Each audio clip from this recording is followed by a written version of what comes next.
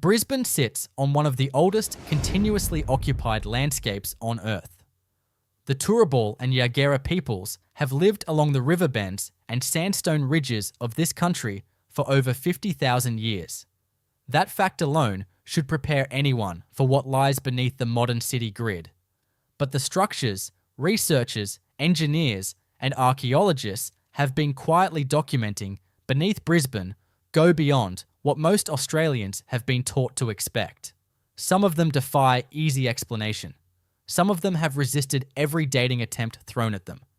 Some of them should not exist at all, given what we think we know about who was here, when, and what they were capable of building.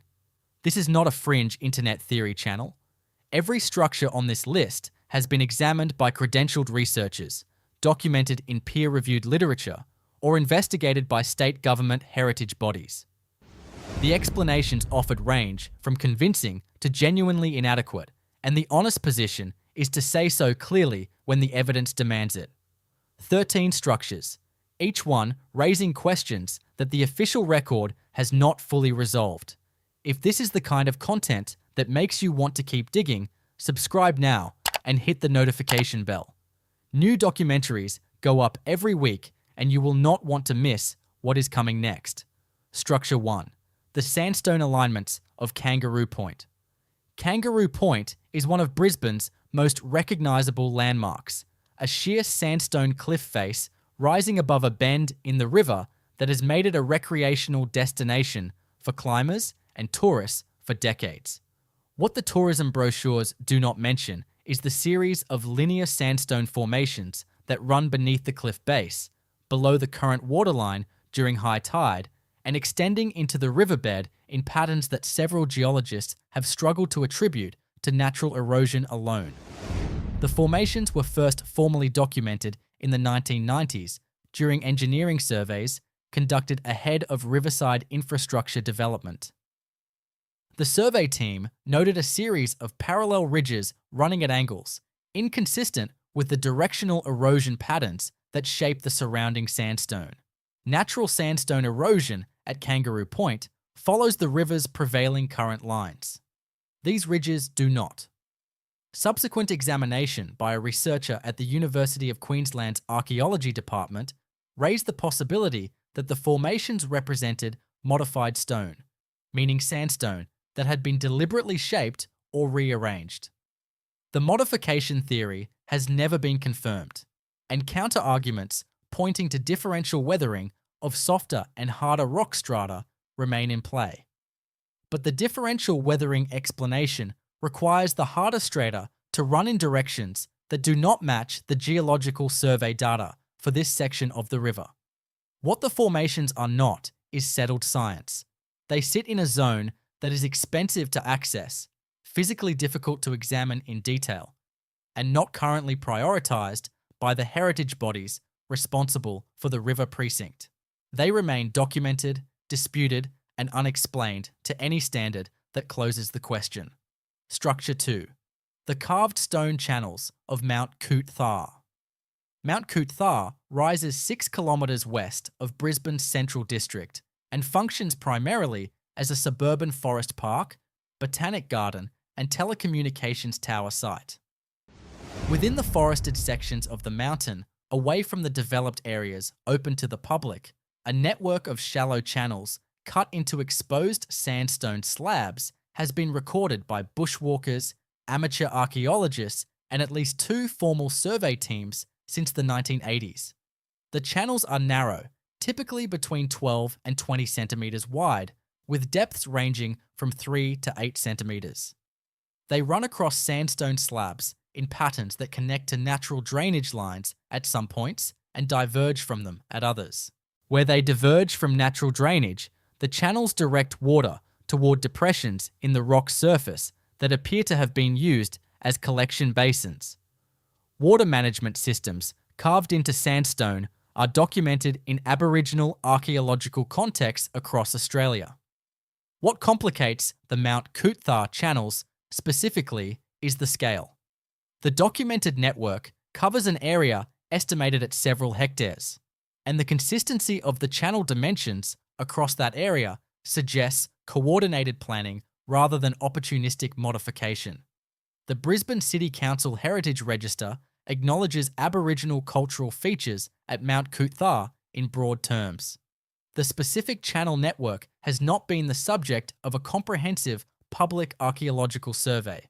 Heritage advocates have argued for over a decade that the scale of what exists in those forested sections warrants a dedicated investigation. That investigation has not yet been conducted. Until it is, the full extent of what was built across that mountain remains a genuinely open question. Structure 3.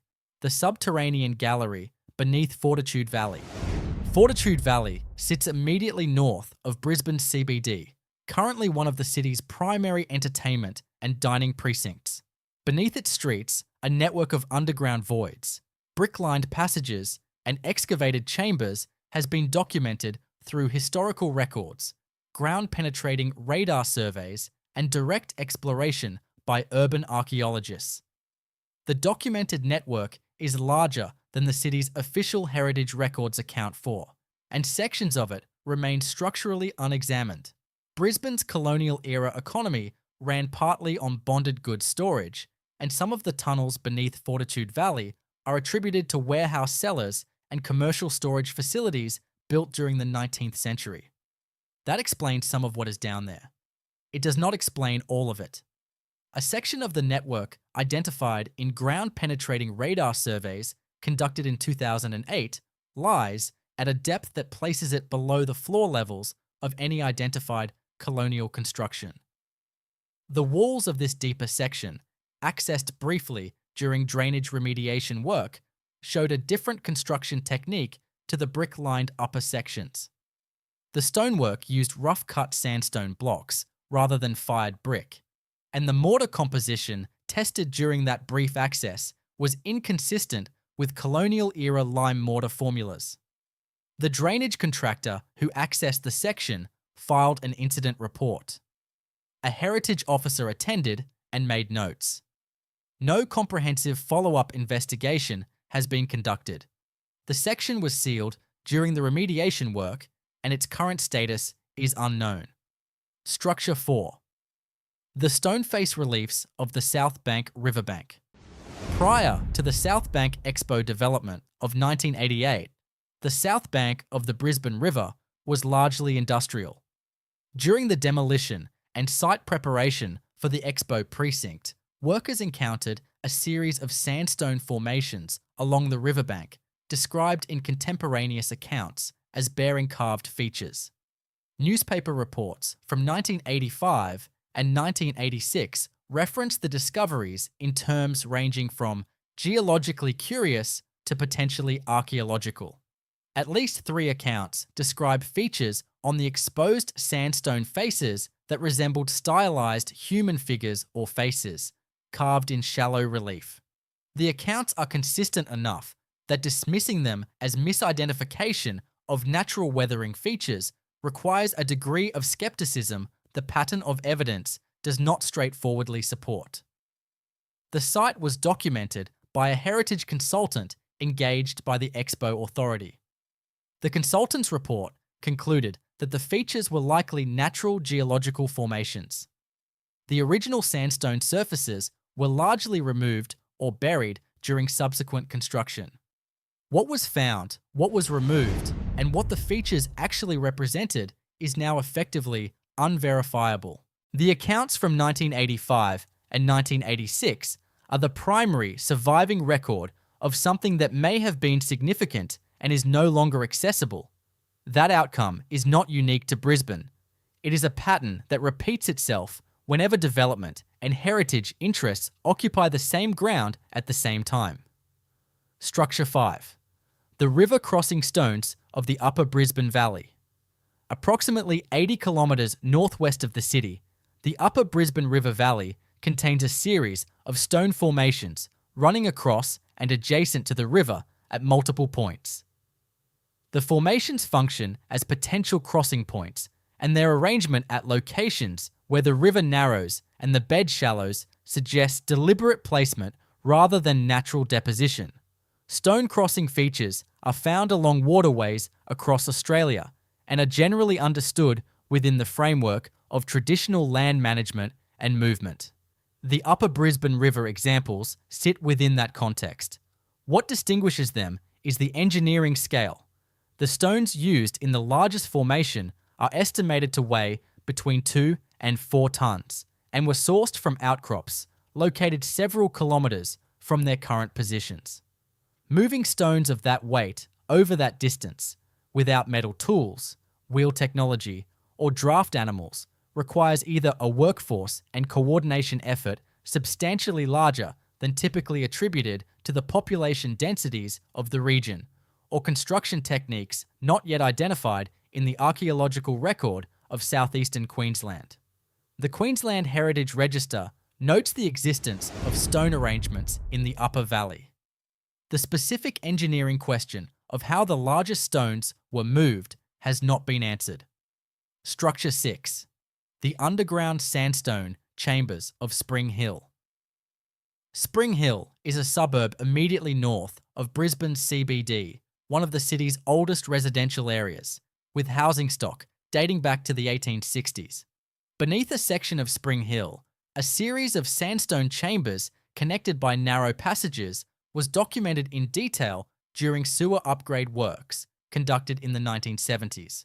The discovery was significant enough to generate an internal Brisbane City Council report that was not widely publicised. The chambers varied in size, with the largest estimated at approximately 6 metres by 4 metres and 2 metres high. The walls showed signs of deliberate shaping, with flat surfaces on at least 3 sides of the main chamber achieved through tool removal of sandstone rather than natural fracturing. The critical complication is attribution. The chambers could represent colonial-era excavation for storage or civil purposes. They could represent pre-colonial construction by the Turrbal people whose country this is. The available dating evidence creates difficulty for both explanations. The organic material recovered from the chamber floor during the 1970s investigation was carbon dated at a laboratory in Sydney. The results placed the organic material at between 800 and 1200 years old. Sandstone chambers with dated organic material from that period do not fit comfortably into any established category of either colonial or documented pre-colonial construction in southeastern Queensland. The report noted the dating result, recorded it as anomalous, and the chambers were sealed during the sewer upgrade works. Structure 7. The Petrie Terrace stonework. Petrie Terrace, named after colonial surveyor Andrew Petrie, sits on a ridge above the Roma Street precinct. Petrie himself was one of the colony's first systematic observers of the Indigenous landscape, and his records include references to stone constructions along the river ridges that he described as too regular to be natural. Below the current street level of Petrie Terrace, exposed during various service trenching operations across the 20th century, a foundation layer of dry stone construction has been repeatedly encountered. The dry stone work uses flat sandstone slabs stacked without mortar in courses that suggest structural rather than incidental placement. The foundation layer runs beneath properties along a specific alignment that does not correspond to any colonial surveying boundary or drainage line. If multiple different colonial builders, all independently, used the same dry stone technique along the same alignment, they were either following an existing feature in the landscape or adhering to a practice so standardized that its documentation elsewhere in colonial Brisbane should be straightforward to find.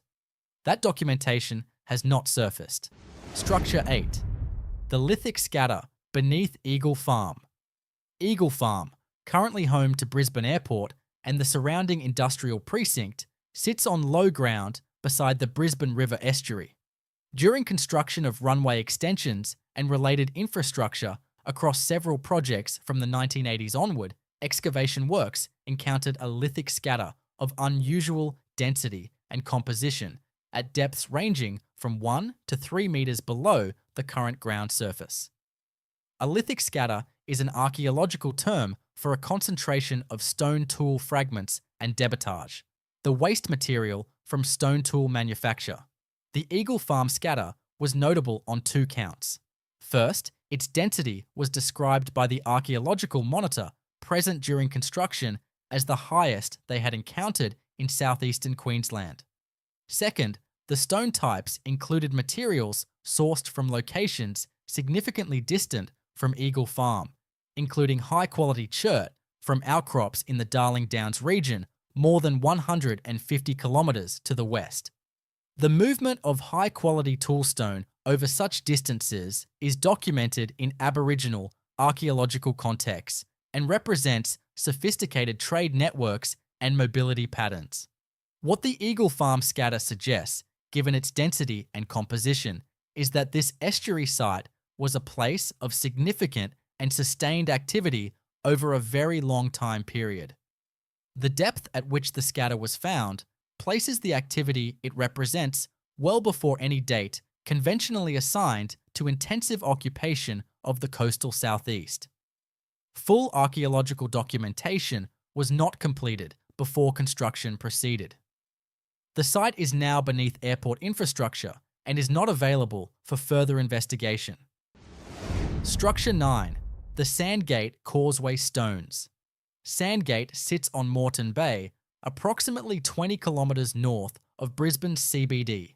At low tides in certain seasons, particularly after storm events have shifted sand deposits, a series of stone formations becomes visible, extending from the Sandgate foreshore out into the bay. The formations have been observed and discussed by local residents, recreational fishers, and amateur historians for generations.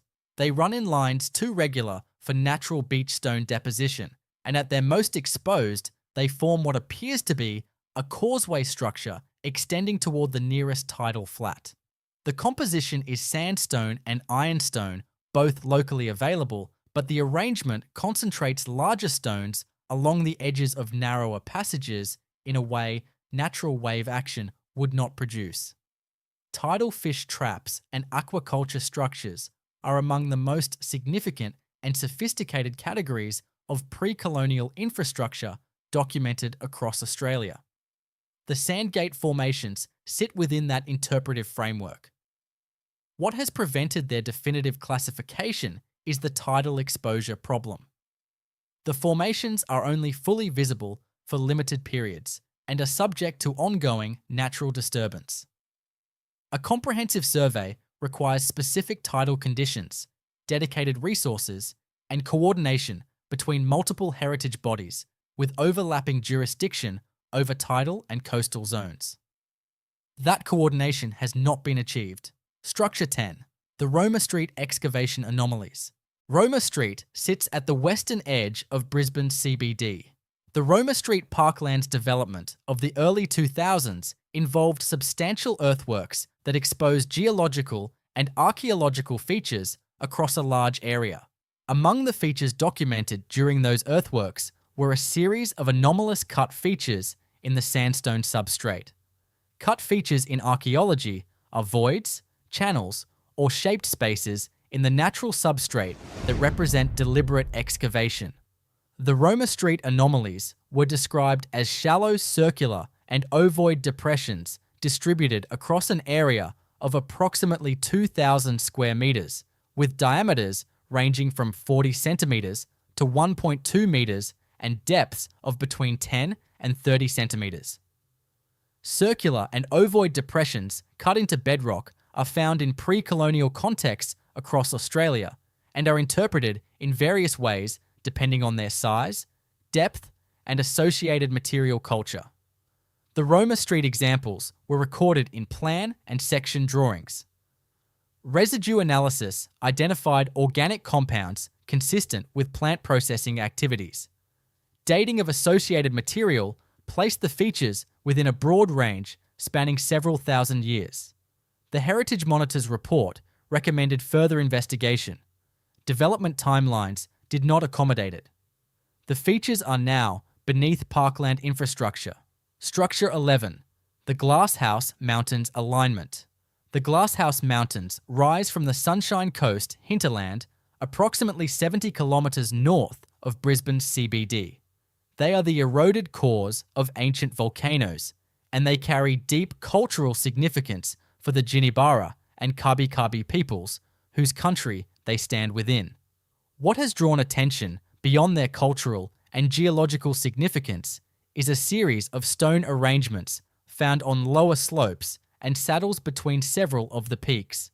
The arrangements take the form of stone lines, cleared corridors through surface rock debris, and in several locations, carefully placed upright stones that function as markers or sightlines researchers have attempted to connect to astronomical observations. Astronomical alignment research in Australian prehistoric archaeology is a legitimate and growing field. The Glasshouse Mountains arrangements have been proposed as candidates for this kind of interpretation. The difficulty with confirming astronomical alignments in these examples is demonstrating that an alignment is intentional rather than coincidental, which requires statistical analysis of a sufficient number of sites and features. What can be said is that the arrangements exist, they are culturally significant, and the astronomical interpretation has not been ruled out by any analysis conducted to date. Structure 12. The Newstead House Foundations.